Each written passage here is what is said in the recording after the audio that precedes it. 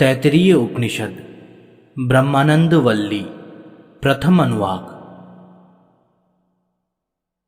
ब्रह्मज्ञानी महात्मा परब्रह्म को प्राप्त हो जाता है। इसी बात को बताने के लिए आगे आने वाली श्रुति कही गई है। इस मंत्र में परब्रह्म परमात्मा के स्वरूप बोधक लक्षण बताकर उनकी प्राप्ति के स्थान का वर्णन करते हुए उनकी प्राप्ति का फल बताया गया है। भाव यह है कि वे परब्रह्म परमात्मा सत्य स्वरूप हैं। सत्य शब्द यहां नित्य सत्ता का बोधक है, अर्थात वे परब्रह्म नित्य सत हैं। किसी भी काल में उनका अभाव नहीं होता तथा वे ज्ञान स्वरूप हैं। उनमें अज्ञान का लेश भी नहीं है और वे अनंत हैं, अर्थात देश और काल की सीमा से अतीत सीमा रहित हैं। वे ब्रह्म परम विशुद्ध आकाश में रहते हुए भी सबके हृदय की गुफा में छिपे हुए हैं। उन परब्रह्म परमात्मा को जो साधक तत्व से जान लेता है, वह भलीभांति सबको जानने वाले उन ब्रह्म के साथ रहता हुआ सब प्रकार के भोगों को अलौकिक ढंग से अनुभव करता है। इस कथन के रहस्य को समझ लेने पर ईशावास्योपनिषद के प्रथम मंत्र में साधक के लिए दिए हुए उपदेश का रहस्य भी स्पष्ट हो जाता है। वहां कहा गया है कि इस भूतल पर जो कुछ भी जड़ चेतनमय जगत है वह ईश्वर से परिपूर्ण है। उन्हें अपने साथ रखते हुए अर्थात निरंतर याद रखते हुए ही त्यागपूर्वक आवश्यक विषयों का सेवन करना चाहिए। जो उपदेश वहां साधक के लिए दिया गया है, वही बात यहां सिद्ध महात्मा की स्थिति बताने के लिए कही गई है। वह ब्रह्म के साथ सब भोगों का अनुभव करता है। इस कथन का अभिप्राय यही है कि वह परमात्मा को प्राप्त सिद्ध पुरुष इंद्रियों द्वारा बाह्य विषयों का सेवन करते हुए भी स्वयं सदा परमात्मा में ही स्थित रहता है। उसके मन, बुद्धि और इंद्रियों के व्यवहार, उनके साथ होने वाली सभी चेष्टाएं परमात्मा में स्थित रहते हुए ही होती हैं। लोगों के देखने में आवश्यकता अनुसार यथायोग्य विषयों का इंद्रियों द्वारा उपभोग करते समय भी वह परमात्मा से कभी एक क्षण के लिए भी अलग नहीं होता, अतः सदा सभी कर्मों से निर्लेप रहता है। यही भाव दिखाने के लिए विपश्चिता ब्रह्मणा सह सर्वान कामान अश्नुते कहा गया है। इस प्रकार यह श्रुति परब्रह्म के स्वरूप तथा उसके ज्ञान की महिमा को बताने वाली है। वे परब्रह्म परमात्मा किस प्रकार कैसी गुफा में छिपे हुए हैं, उन्हें कैसे जानना चाहिए, इस जिज्ञासा पर आगे का प्रकरण आरंभ किया जाता है। इस मंत्र में मनुष्य के हृदय रूप गुफा का वर्णन करने के उद्देश्य से पहले मनुष्य शरीर की उत्पत्ति का प्रकार संक्षेप में बताकर उसके अंगों की पक्षी के अंगों के रूप में कल्पना की गई है। भाव यह है कि सबके आत्मा अंतर्यामी परमात्मा से पहले आकाश तत्व उत्पन्न हुआ। आकाश से वायु तत्व, वायु से अग्नि तत्व, अग्नि से जल तत्व और जल से पृथ्वी उत्पन्न हुई। पृथ्वी से नाना प्रकार की औषधियां, अनाज के पौधे हुए और औषधियों से मनुष्यों का आहार अन्न उत्पन्न हुआ। उस अन्न से यह स्थूल मनुष्य शरीर रूप पुरुष उत्पन्न हुआ। अन्न के रस से बना हुआ यह जो मनुष्य शरीरधारी पुरुष है, इसकी पक्षी के रूप में कल्पना की गई है। इसका जो यह प्रत्यक्ष सिर है, वही तो मानो पक्षी का सिर है। दाहिनी भुजा ही दाहिना पंख है, बाईं भुजा ही बायां पंख है। शरीर का मध्य भाग ही मानो उस पक्षी के शरीर का मध्य भाग है। दोनों पैर ही पूंछ एवं प्रतिष्ठा अर्थात पक्षी के पैर हैं।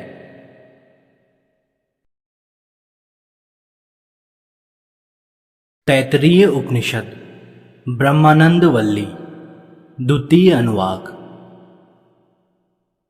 इस मंत्र में अन्न की महिमा का वर्णन किया गया है।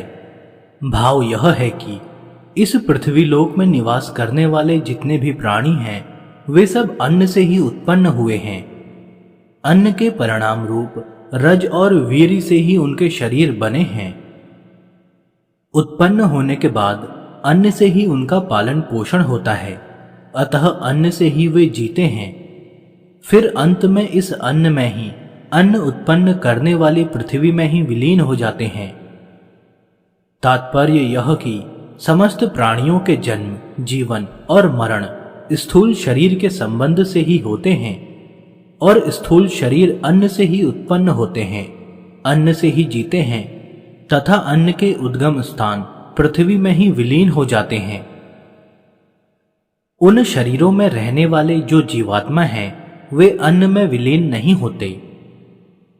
वे तो मृत्यु काल में प्राणों के साथ इस शरीर से निकलकर दूसरे शरीरों में चले जाते हैं। इस प्रकार यह अन्न समस्त प्राणियों की उत्पत्ति आदि का कारण है। इसी पर सब कुछ निर्भर करता है, इसलिए यही सबसे श्रेष्ठ है और इसीलिए यह सर्व औषध रूप कहलाता है, क्योंकि इसी से प्राणियों का क्षुधाजन्य संताप दूर होता है। सारे संतापों का मूल क्षुधा है, इसलिए उसके शांत होने पर सारे संताप दूर हो जाते हैं। जो साधक इस अन्न की ब्रह्म रूप में उपासना करते हैं, अर्थात यह अन्न ही सर्वश्रेष्ठ है, सबसे बड़ा है, यह समझकर इसकी उपासना करते हैं, वे समस्त अन्न को प्राप्त कर लेते हैं। उन्हें यथेष्ट अन्न प्राप्त हो जाता है, अन्न का अभाव नहीं रहता। यह सर्वथा सत्य है कि यह अन्न ही सब भूतों में श्रेष्ठ है, इसलिए यह सर्व औषधमय कहलाता है।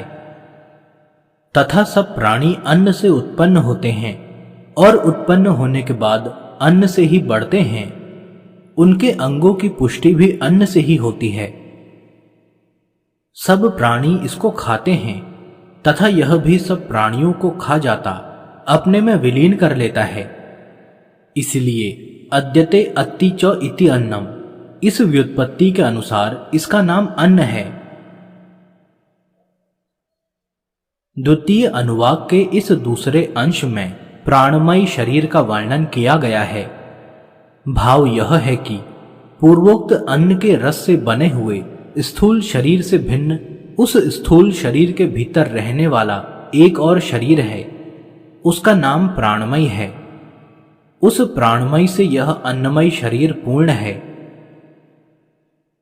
अन्नमय स्थूल शरीर की अपेक्षा सूक्ष्म होने के कारण प्राणमय शरीर इसके अंग प्रत्यंग में व्याप्त है। वह यह प्राणमय शरीर भी पुरुष के आकार का ही है। अन्नमय शरीर की पुरुषाकारता प्रसिद्ध है, उसमें अनुगत होने से ही यह प्राणमय कोश भी पुरुषाकार कहा जाता है। उसकी पक्षी के रूप में कल्पना इस प्रकार है।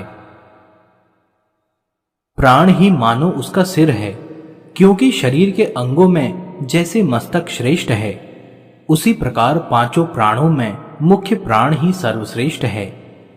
व्यान दाहिना पंख है, अपान बायां पंख है। आकाश अर्थात आकाश में फैले हुए वायु की भांति सर्व शरीर व्यापी समान वायु आत्मा है, क्योंकि वही समस्त शरीर में समान भाव से रस पहुंचाकर समस्त प्राणमय शरीर को पुष्ट करता है।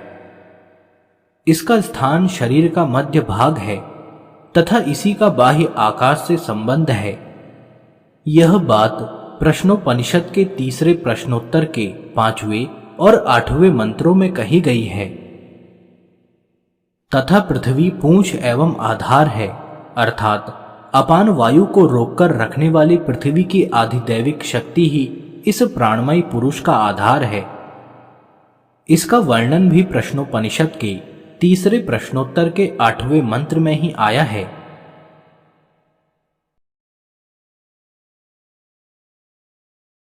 तैत्तरीय उपनिषद ब्रह्मानंद वल्ली तृतीय अनुवाक। तृतीय अनुवाक के इस पहले अंश में प्राण की महिमा का वर्णन करने वाली श्रुति का उल्लेख करके फिर इस प्राणमय शरीर के अंतर्यामी परमेश्वर को लक्ष्य कराया गया है। भाव यह है कि जितने भी देवता, मनुष्य, पशु आदि शरीरधारी प्राणी हैं, वे सब प्राण के सहारे ही जी रहे हैं। प्राण के बिना किसी का भी शरीर नहीं रह सकता, क्योंकि प्राण ही सब प्राणियों की आयु, जीवन है। इसलिए यह प्राण सर्व आयुष कहलाता है। जो साधक यह प्राणियों की आयु है, इसलिए यह सबका आयु, जीवन कहलाता है। यूं समझकर इस प्राण की ब्रह्म रूप से उपासना करते हैं, वे पूर्ण आयु को प्राप्त कर लेते हैं। प्रश्नोपनिषद में भी कहा गया है कि जो मनुष्य इस प्राण के तत्व को जान लेता है, वह स्वयं अमर हो जाता है और उसकी प्रजा नष्ट नहीं होती। जो सर्वात्मा परमेश्वर अन्न के रस से बने हुए स्थूल शरीरधारी पुरुष का अंतरात्मा है, वही उस प्राणमय पुरुष का भी शरीर अंतर्वर्ती अंतर्यामी आत्मा है। इस तृतीय अनुवाक के दूसरे अंश में मनोमय पुरुष का वर्णन किया गया है। भाव यह है कि पहले बताए हुए प्राणमय पुरुष से भिन्न, उससे भी सूक्ष्म होने के कारण उसके भीतर रहने वाला दूसरा पुरुष है, उसका नाम है मनोमय। उस मनोमय से यह प्राणमय शरीर पूर्ण है, अर्थात वह इस प्राणमय शरीर में सर्वत्र व्याप्त हो रहा है। वह यह मनोमय शरीर भी पुरुष के ही आकार का है। प्राणमय पुरुष में अनुगत होने से ही यह मनोमय आत्मा पुरुष के समान आकार वाला है। उसकी पक्षी के रूप में इस प्रकार कल्पना की गई है। उस मनोमय पुरुष का मानो यजुर्वेद ही सिर है, ऋग्वेद दाहिना पंख है, सामवेद बायां पंख है, आदेश अर्थात विधि वाक्य मानो शरीर का मध्य भाग है, तथा अथर्वा और अंगिरा ऋषियों द्वारा देखे हुए अथर्व वेद के मंत्र ही पूंछ और आधार हैं। यज्ञ आदि कर्मों में यजुर्वेद के मंत्र की ही प्रधानता है।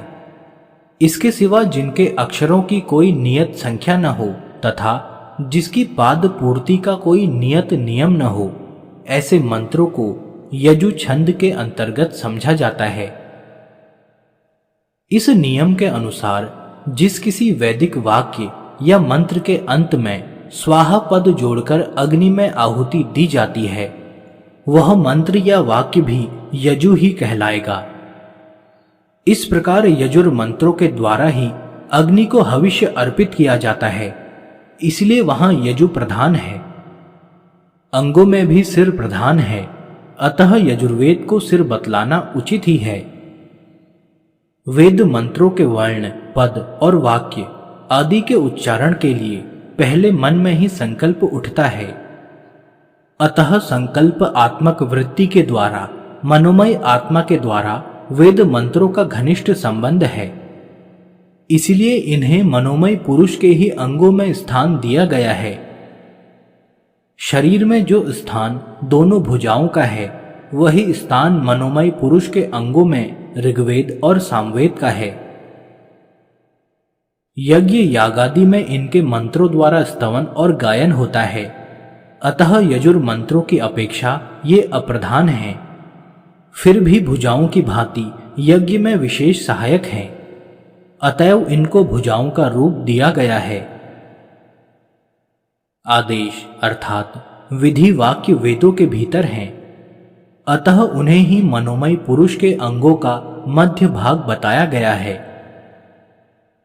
अथर्व वेद में शांतिक, पौष्टिक आदि कर्मों के साधन मंत्र हैं, जो प्रतिष्ठा के हेतु हैं, अतः उनको पूंछ एवं प्रतिष्ठा कहना सर्वथा युक्ति संगत ही है। संकल्प आत्मक वृत्ति के द्वारा मनोमय पुरुष का इन सब के साथ नित्य संबंध है, इसलिए वेद मंत्रों को उसका अंग बताया गया है। यह बात सदा स्मरण रखनी चाहिए।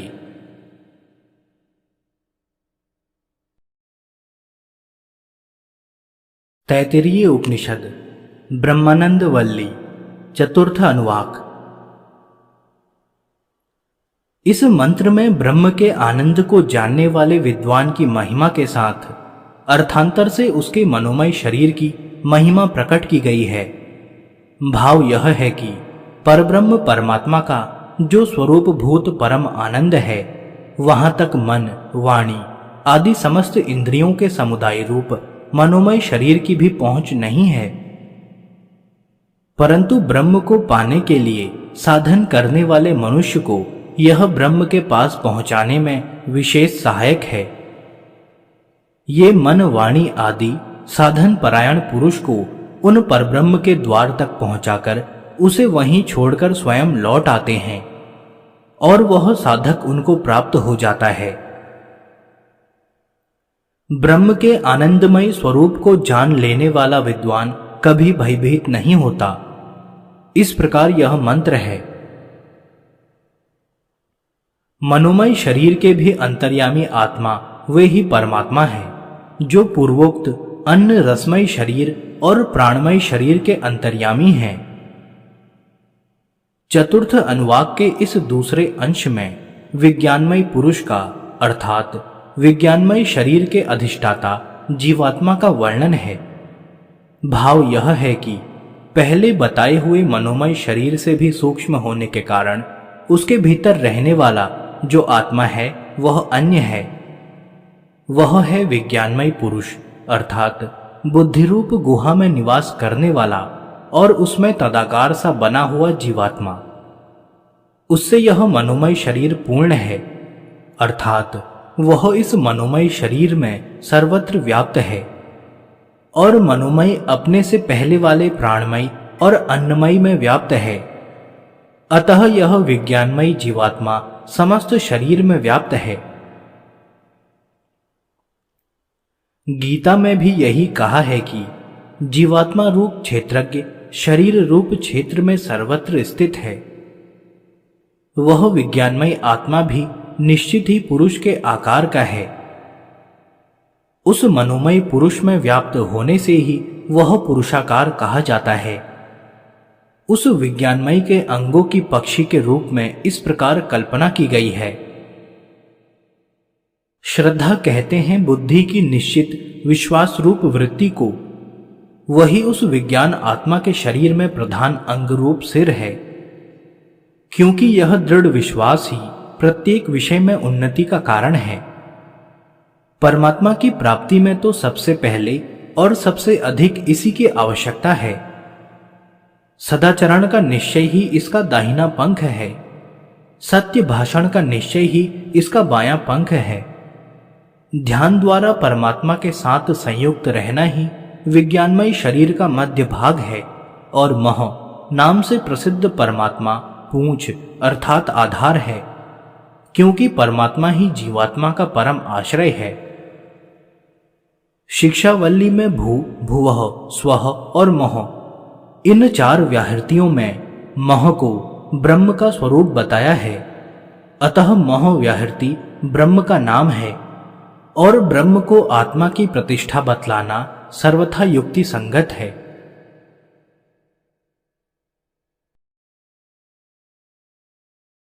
तैत्तरीय उपनिषद ब्रह्मानंद वल्ली पंचम अनुवाक। इस मंत्र में विज्ञान आत्मा की महिमा का वर्णन और उसकी ब्रह्म रूप से उपासना करने का फल बताया गया है।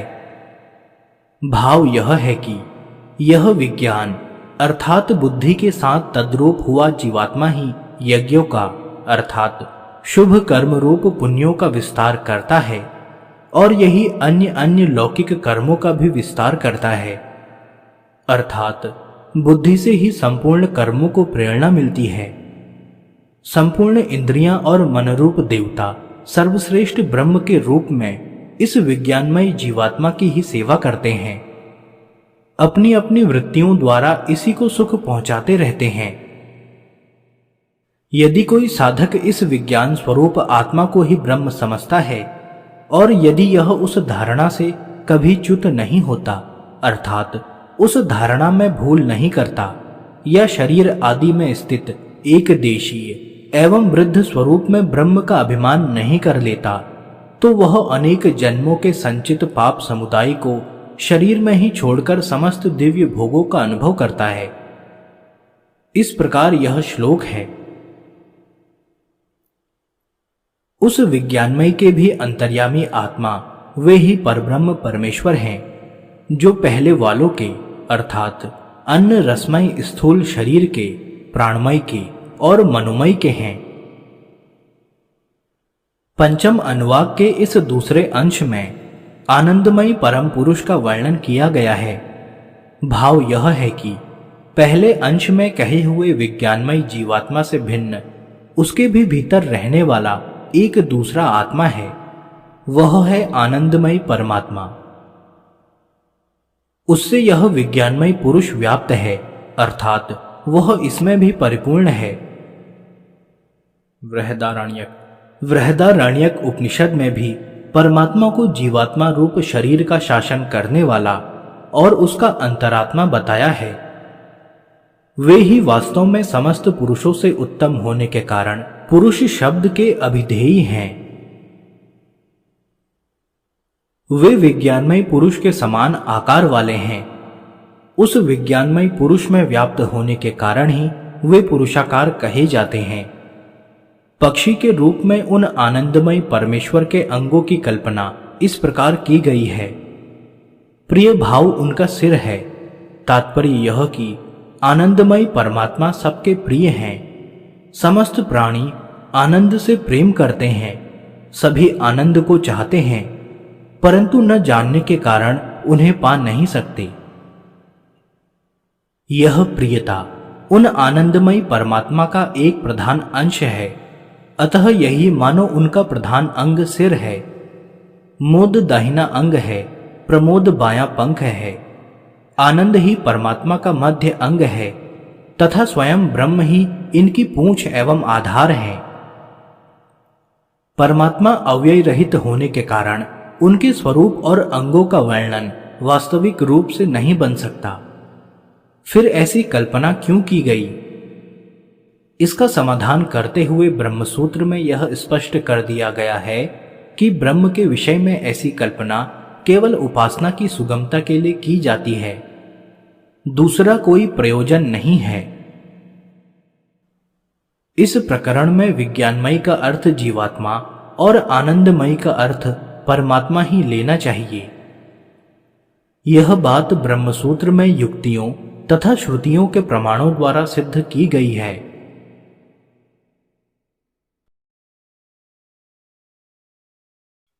तैत्तिरीय उपनिषद ब्रह्मानंद वल्ली षष्ठम अध्याय। इस मंत्र में ब्रह्म की सत्ता मानने का और न मानने का फल बताया गया है। भाव यह है कि यदि कोई मनुष्य यह समझता है या ऐसा निश्चय करता है कि ब्रह्म असत है, अर्थात ब्रह्म या ईश्वर नाम की कोई चीज नहीं है, तो वह असत हो जाता है, अर्थात स्वेच्छाचारी होकर सदाचार से भ्रष्ट नीच प्रकृति का हो जाता है।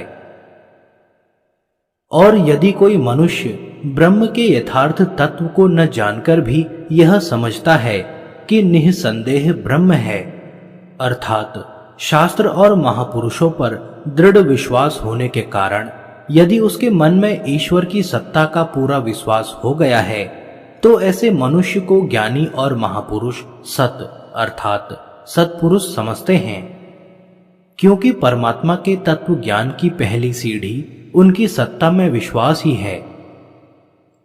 परमात्मा की सत्ता में विश्वास बना रहे तो कभी न कभी किन्हीं महापुरुष की कृपा से साधन में लगकर मनुष्य उन्हें प्राप्त भी कर सकता है। षष्ठ अनुवाक के इस दूसरे अंश में पहले के वर्णन अनुसार आनंदमयी का अंतरात्मा स्वयं आनंदमयी को ही बताया गया है।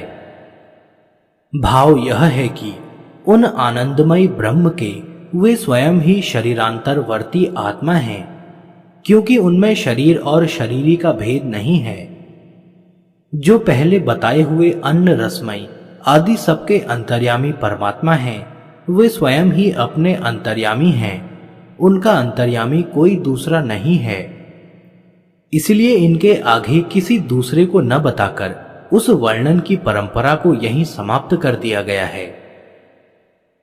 ऊपर कहे हुए अंश में ब्रह्म को असत मानने और सत मानने का फल बताया गया है।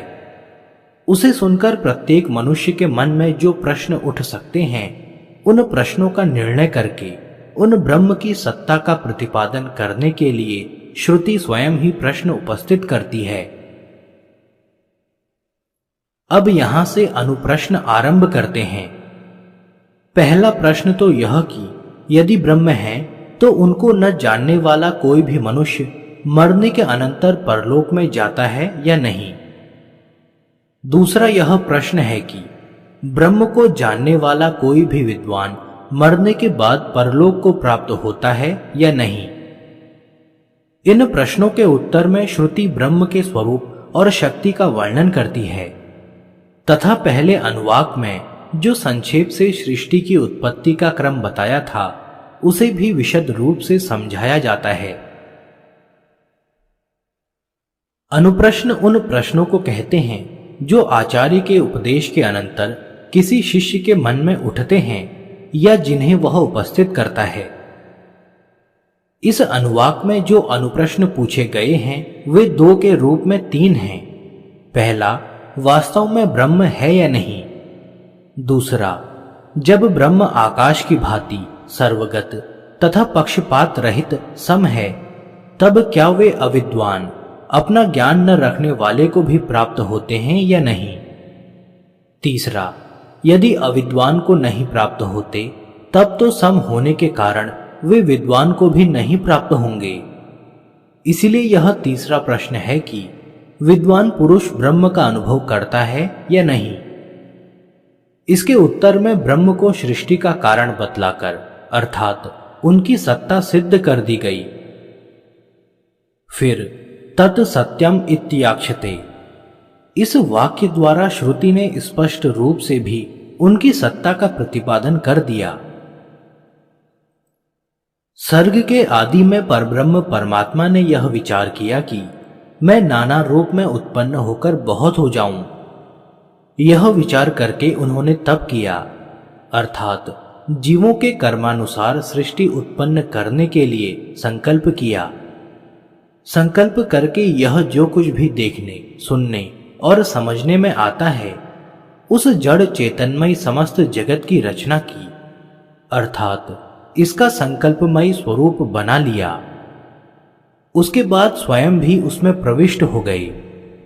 यद्यपि अपने से ही उत्पन्न इस जगत में वे परमेश्वर पहले से ही प्रविष्ट थे। यह जगत जब उन्हीं का स्वरूप है तब उसमें उनका प्रविष्ट होना नहीं बनता। तथापि जड़ चेतनमय जगत में आत्मा रूप से परिपूर्ण हुए उन परब्रह्म परमेश्वर के विशेष स्वरूप, उनके अंतर्यामी स्वरूप का लक्ष्य कराने के लिए यहां यह बात कही गई है कि इस जगत की रचना करके वे स्वयं भी उसमें प्रविष्ट हो गए। प्रविष्ट होने के बाद वे मूर्त और अमूर्त रूप से, अर्थात देखने में आने वाले पृथ्वी, जल और तेज, इन भूतों के रूप में तथा वायु और आकाश, इन न दिखाई देने वाले भूतों के रूप में प्रकट हो गए। फिर जिनका वर्णन किया जा सकता है और नहीं किया जा सकता, ऐसे विभिन्न नाना पदार्थों के रूपों में हो गए। इसी प्रकार आश्रय देने वाले और आश्रय न देने वाले, चेतन और जड़, इन सब के रूप में वे एकमात्र परमेश्वर ही बहुत से नाम और रूप धारण करके व्यक्त हो गए। वे एक सत्य स्वरूप परमात्मा ही सत्य और झूठ, इन सबके रूप में हो गए। इसलिए ज्ञानीजन कहते हैं कि यह जो कुछ देखने, सुनने और समझने में आता है वह सब का सब सत्य स्वरूप परमात्मा ही है।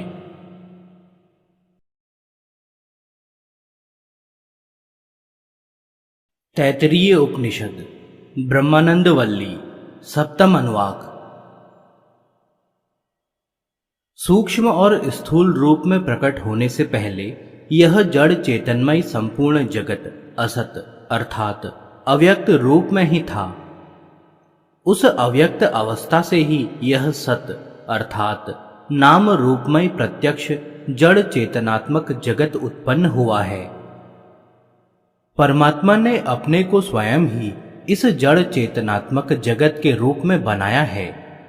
इसलिए उसका नाम सुकृत अर्थात अपने आप बने हुए हैं। गीता में कई प्रकार से इस जड़ चेतनात्मक जगत का अव्यक्त से उत्पन्न होना और उसी में लय होना बताया गया है। परंतु भगवान जब स्वयं अवतार लेकर लीला करने के लिए जगत में प्रकट होते हैं, तब उनका वह प्रकट होना अन्य जीवों की भांति अव्यक्त से व्यक्त होने अर्थात कारण से कार्य रूप में परिवर्तित होने के समान नहीं है। वह तो अलौकिक है। इसीलिए वहां भगवान ने कहा है कि जो मुझे अव्यक्त से व्यक्त हुआ मानते हैं वे बुद्धिहीन हैं। वहां जड़ तत्वों और उनके नियमों का प्रवेश नहीं है। भगवान के नाम, रूप, लीला, धाम सब कुछ अप्राकृत हैं, चिन्मय हैं। उनके जन्म कर्म दिव्य हैं। भगवान के प्राकट्य का रहस्य बड़े बड़े देवता और महर्षि लोग भी नहीं जानते। ये जो ऊपर के वर्णन में सुकृत नाम से कहे गए हैं, वे परब्रह्म परमात्मा सचमुच रस स्वरूप आनंदमय हैं। ये ही वास्तविक आनंद हैं, क्योंकि अनादिकाल से जन्म मृत्यु रूप घोर दुख का अनुभव करने वाला यह जीवात्मा इन रसमय परब्रह्म को पाकर ही आनंद युक्त होता है। जब तक इन परम प्राप्य आनंद स्वरूप परमेश्वर से इनका संयोग नहीं हो जाता, तब तक इसे किसी भी स्थिति में पूर्णानंद, नित्यानंद, अखंडानंद नहीं मिल सकता। इसी से उन वास्तविक आनंद स्वरूप परमात्मा का अस्तित्व निःसंदेह सिद्ध होता है। क्योंकि यदि ये आकाश की भांति व्यापक आनंद स्वरूप परमात्मा नहीं होते तो कौन जीवित रह सकता और कौन प्राणों की क्रिया, हिलना डुलना आदि कर सकता।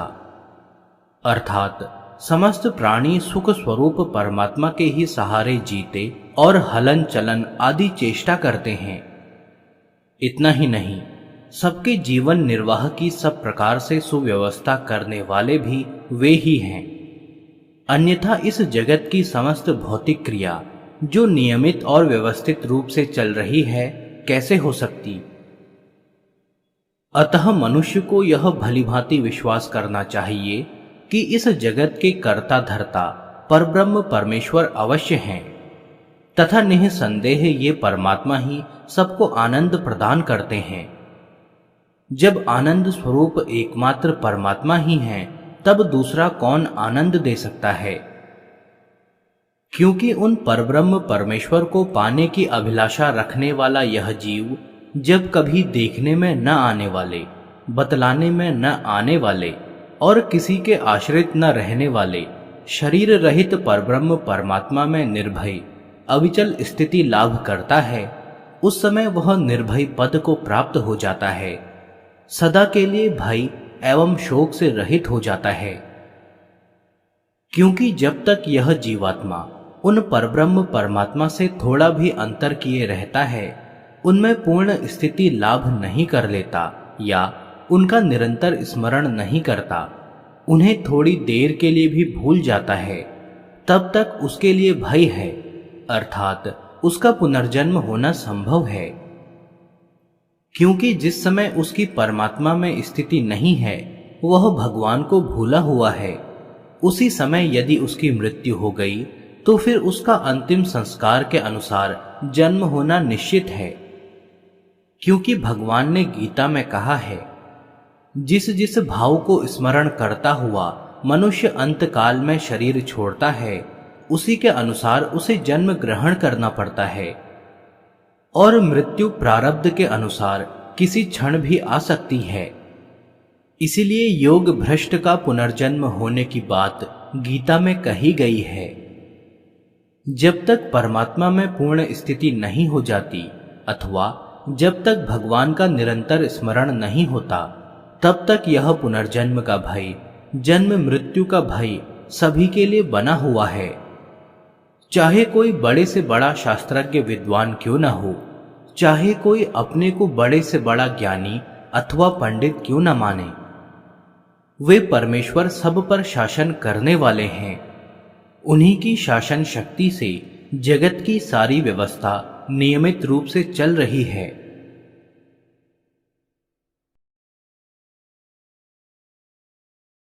तैत्तिरीय उपनिषद ब्रह्मानंद वल्ली अष्टम अनुवाक। इन परब्रह्म परमेश्वर के भय से ही पवन नियम अनुसार चलता है। इन्हीं के भय से सूर्य ठीक समय पर उदय होता है और ठीक समय पर अस्त होता है, तथा इन्हीं के भय से अग्नि, इंद्र और पांचवा मृत्यु, ये सब अपना अपना कार्य नियम पूर्वक सुव्यवस्थित रूप से कर रहे हैं। यदि इन सब की सुव्यवस्था करने वाला, इन सब का प्रेरक कोई न हो तो जगत के सारे काम कैसे चलें? इससे सिद्ध होता है कि इन सब को बनाने वाला, सबको यथायोग्य नियम में रखने वाला कोई एक सत्य, ज्ञान और आनंद स्वरूप परब्रह्म परमात्मा अवश्य हैं, और वे मनुष्य को अवश्य मिल सकते हैं। उन आनंद स्वरूप परब्रह्म परमात्मा का वह आनंद कितना और कैसा है, इस जिज्ञासा पर आनंद विषयक विचार आरंभ किया जाता है। इस वर्णन में उस आनंद का विचार आरंभ करने की सूचना देकर सर्वप्रथम मनुष्य लोक के भोगों से मिल सकने वाले बड़े से बड़े आनंद की कल्पना की गई है। भाव यह है कि एक मनुष्य युवा हो, वह भी ऐसा वैसा मामूली युवक नहीं, सदाचारी, अच्छे स्वभाव वाला, अच्छे कुल में उत्पन्न श्रेष्ठ पुरुष हो, उसे संपूर्ण वेदों की शिक्षा मिली हो तथा शासन में ब्रह्मचारियों को सदाचार की शिक्षा देने में अत्यंत कुशल हो, उसके संपूर्ण अंग और इंद्रियां रोग रहित, समर्थ और सुदृढ़ हों, और वह सब प्रकार के बल से संपन्न हो। फिर धन संपत्ति से भरी यह संपूर्ण पृथ्वी उसके अधिकार में आ जाए, तो वह मनुष्य का एक बड़े से बड़ा सुख है। वह मानव लोक का एक सबसे महान आनंद है। जो मनुष्य योनि में उत्तम कर्म करके गंधर्व भाव को प्राप्त हुए हैं, उनको मनुष्य गंधर्व कहते हैं। यहां इनके आनंद को उपर्युक्त मनुष्य के आनंद से 100 गुना बताया गया है। भाव यह है कि जिस मनुष्य संबंधी आनंद का पहले वर्णन किया गया है, वैसे 100 आनंदों को एकत्र करने पर आनंद की जो एक राशि होती है, उतना मनुष्य गंधर्वों का एक आनंद है। परंतु जो पहले बताए हुए मनुष्य लोक के भोगों की और इस गंधर्व लोक के भोगों तक की कामना से दूषित नहीं है, इन सब से सर्वथा विरक्त है, उस श्रोत्रिय वेदज्ञ पुरुष को तो वह आनंद स्वभाव से ही प्राप्त है। इस वर्णन में पहले बताए हुए मनुष्य गंधर्वों की अपेक्षा देव गंधर्वों के आनंद को 100 गुना बताया गया है। भाव यह है कि जिस मनुष्य गंधर्व के आनंद का ऊपर वर्णन किया गया है, वैसे 100 आनंदों को एकत्र करने पर जो आनंद की राशि होती है, उतना सृष्टि के आरंभ से देव जाति गंधर्व रूप में उत्पन्न हुए जीवों का एक आनंद है। तथा जो मनुष्य इस आनंद की कामना से आहत नहीं हुआ है, अर्थात जिसको इसकी आवश्यकता नहीं है, तथा जो वेद के उपदेश को हृदयगम कर चुका है, ऐसे विद्वान को वह आनंद स्वभावतः प्राप्त है। इस वर्णन में देव गंधर्वों के आनंद की अपेक्षा चिरस्थायी पितृलोक को प्राप्त दिव्य पितरों के आनंद को 100 गुना बताया गया है। भाव यह है कि देव गंधर्वों के जिस आनंद का ऊपर वर्णन किया गया है, वैसे 100 आनंदों को एकत्र करने पर आनंद की जो एक राशि होती है, उतना चिरस्थायी पितृलोक में रहने वाले दिव्य पितरों का एक आनंद है। तथा जो उस लोक के भोग सुख की कामना से आहत नहीं है, अर्थात जिसको उनकी आवश्यकता ही नहीं रही है, उस श्रोत्रिय को, वेद के रहस्य को समझने वाले विरक्त को वह आनंद स्वतः ही प्राप्त है। इस वर्णन में चिरस्थायी लोकों में रहने वाले दिव्य पितरों के आनंद की अपेक्षा आजानज नामक देवों के आनंद को 100 गुना बताया गया है।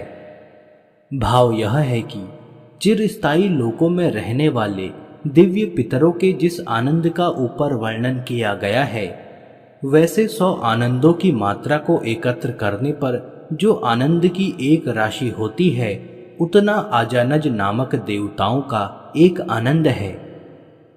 देवलोक के एक विशेष स्थान का नाम आजान है।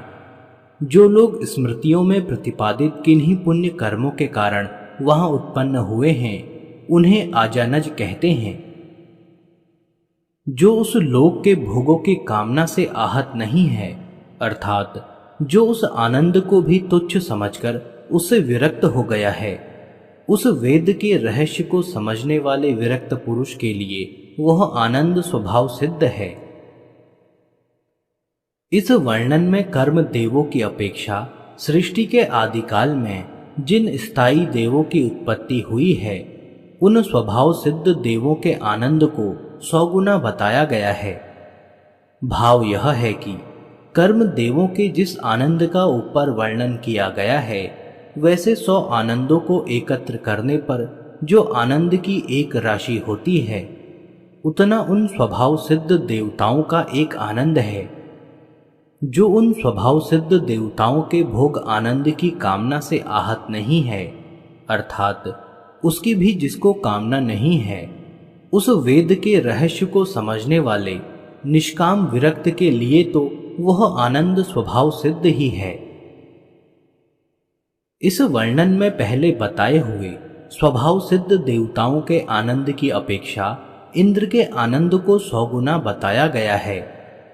भाव यह है कि देवताओं के जिस आनंद का ऊपर वर्णन किया गया है, वैसे 100 आनंदों को एकत्र करने पर जो आनंद की एक राशि होती है, उतना इंद्र भाव को प्राप्त देवता का एक आनंद है।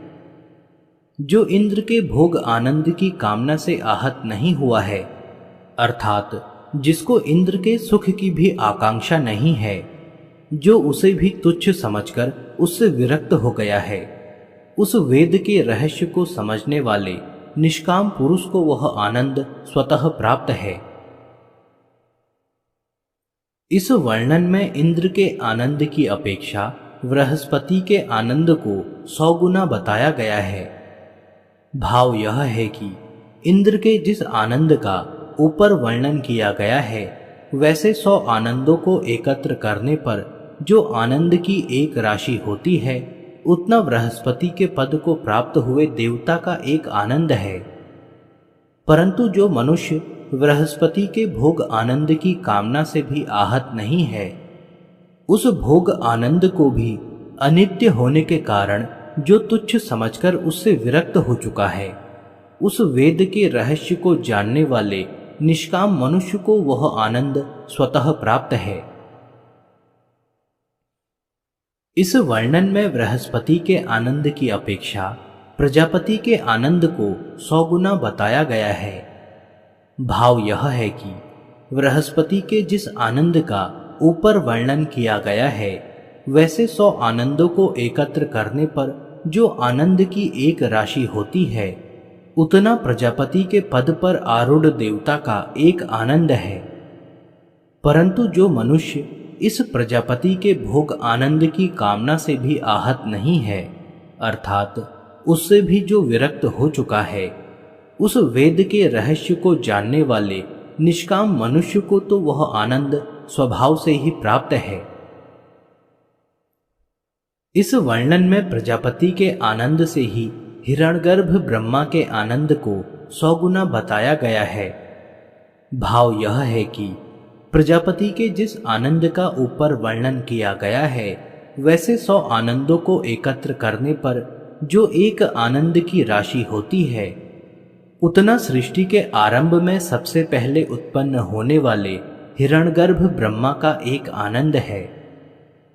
तथा जो मनुष्य उस ब्रह्मा के पद से प्राप्त भोग सुख की कामना से भी आहत नहीं है, अर्थात जो उसे भी अनित्य और तुच्छ समझकर उससे विरक्त हो गया है, जिसको एकमात्र परमानंद स्वरूप परब्रह्म को प्राप्त करने की ही उत्कट अभिलाषा है, उस वेद के रहस्य को समझने वाले विरक्त पुरुष को वह आनंद स्वतः प्राप्त है। इस प्रकार यहाँ एक से दूसरे आनंद की अधिकता का वर्णन करते करते सबसे बढ़कर हिरण्यगर्भ के आनंद को बताकर यह भाव दिखाया गया है कि इस जगत में जितने प्रकार के जो जो आनंद देखने, सुनने या समझने में आ सकते हैं, वे चाहे कितने ही बड़े क्यों न हों, उन पूर्णानंद स्वरूप परमात्मा के आनंद की तुलना में बहुत ही तुच्छ हैं। बृहदारण्यक में कहा भी है कि समस्त प्राणी इसी परमात्मा संबंधी आनंद के किसी एक अंश को लेकर ही जीते हैं। ऊपर बताए हुए समस्त आनंदों के एकमात्र केंद्र परमानंद स्वरूप परब्रह्म परमात्मा ही सबके अंतर्यामी हैं। जो परमात्मा मनुष्यों में हैं, वे ही सूर्य में भी हैं। वे सबके अंतर्यामी एक ही हैं। जो इस प्रकार जान लेता है, वह मरने पर इस मनुष्य शरीर को छोड़कर उस पहले बताए हुए अन्नमय, प्राणमय, मनोमय, विज्ञानमय और आनंदमय आत्मा को प्राप्त होता है। तात्पर्य यह कि इन पांचों के जो आत्मा हैं, ये पांचों जिनके स्वरूप हैं, उन परब्रह्म परमात्मा को प्राप्त हो जाता है। पहले इन पांचों का वर्णन करते समय सबका शरीर अंतर्वर्ती आत्मा अंतर्यामी परमात्मा को ही बतलाया था। फल रूप में उन्हीं की प्राप्ति होती है और वे ही ब्रह्म हैं। यह बताने के लिए ही यहाँ पांचों को क्रम से प्राप्त होने की बात कही गई है। वास्तव में इस क्रम से प्राप्त होने की बात यहाँ नहीं कही गई है, क्योंकि अन्नमय मनुष्य शरीर को तो वह पहले से प्राप्त था ही। उसे छोड़कर जाने के बाद प्राप्त होने वाला फल परमात्मा है, शरीर नहीं। अतः यहाँ अन्नमय आदि के अंतर्यामी परमात्मा की ही प्राप्ति बताई गई है। इसलिए इन सब में परिपूर्ण सर्वरूप सबके आत्मा परम आनंद स्वरूप परब्रह्म को प्राप्त हो जाना ही इस फल श्रुति का तात्पर्य है।